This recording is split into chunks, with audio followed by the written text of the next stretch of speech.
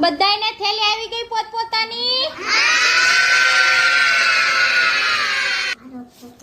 તમારી થેલીની અંદર જે નાના બાળકો છે એને ભાગ 1 હશે અને મોટા છે એને ભાગ 2 છે. અને બધાયની થેલીની અંદર એક ચિત્રપોથી નાખી છે અને એક મીણિયા કલર છે. આ થેલી છે તમારે આઈનાન રાખવાની છે, ઘરે લઈ જવાની ને. તમારે બધાએ એક તમારો નાનો ફોટો લાવવાનો છે.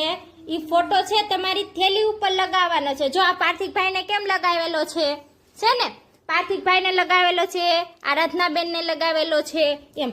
એટલે તમારે છે ને અહીંયા થેલી ટીંગાતી હોય તો તમારા ફોટા વાળી તમને ખબર હોય ને કે આ ફોટો મારો છે, ઈ જ થેલી લેવાની.